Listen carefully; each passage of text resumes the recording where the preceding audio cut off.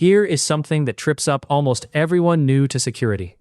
When you picture an attacker, you picture someone breaking in from the outside. But the damage that ends up on the news usually comes from access that was handed out on purpose, too much of it, to the wrong people. In the next few minutes, you will learn the small set of access control ideas that Domain 3 tests over and over, and how to tell 4 lookalike principles apart on the exam. This domain is worth 22% of your paper, the second biggest slice of the whole exam. Get these 4 ideas straight, and a fifth of the exam is almost free. Here is the one most people confuse, and we will settle it before the end. Let me start with 2 words the exam uses constantly: subject and object. Picture someone walking up to a locked filing cabinet and pulling open a drawer. The person is the subject. The cabinet is the object. A subject is the active thing that requests access, usually a user, but it can also be a program or a process acting on your behalf. An object is the passive thing being accessed: a file, a database, a printer, a room. The subject does the reaching. The object gets reached. When a question describes a user, an app, or a service reaching for a resource, that thing is the subject, every time. So access control is really one question, asked over and over. Which subjects may touch which objects, and how much? The rest of this lesson is 4 rules for answering it well. The first rule is the most important in the whole domain: least privilege.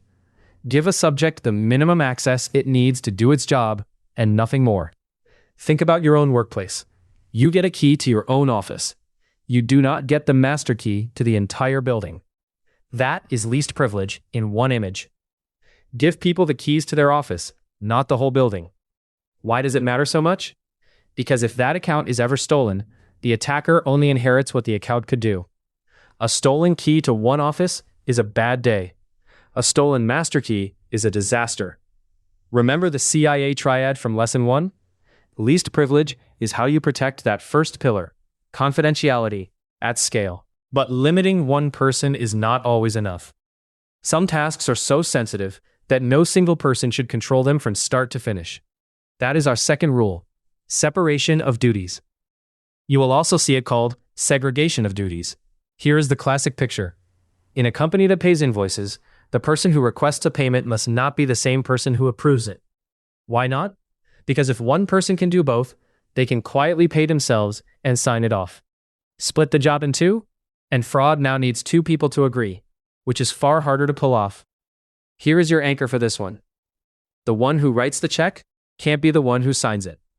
Separation of duties is not about trust. It is about making sure a single mistake or a single bad actor cannot break a critical process alone. The third rule sounds like least privilege, and the exam loves that overlap. Need to know. Least privilege is about what you can do. Need to know is about what you can see. Picture an intelligence agency. You might hold a top-secret clearance, but that does not let you read every top-secret file. You only get the ones for the mission you are actually on. A hospital nurse is the same. Cleared to view patient records, but need to know means only the records of their own patients. So least privilege limits your actions. Need to know limits your information, even when clearance would allow more. If a question stresses that someone is cleared but still should not see a particular file, that is need to know talking. The fourth idea ties the others together: defense in depth. Never rely on a single control to save you. Stack them. A locked door plus a login, plus least privilege on the account behind it. If one layer fails, the next is still standing. Think back to Domain 1, where we grouped controls into the tech, the rules, and the locks. Defense in depth just means using all 3 together, so no single failure hands an attacker the whole building. Time for a quick exam check. An employee in accounts can both create new supplier records and approve the payments sent to these suppliers. A security review flags this as a serious problem. Which principle is being violated? A. Least privilege.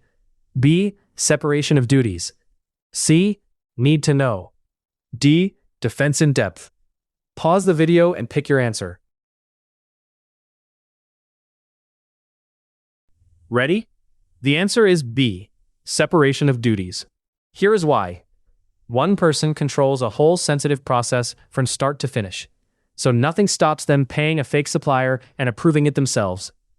Least privilege is about the amount of access, not splitting a process between people, so A is wrong.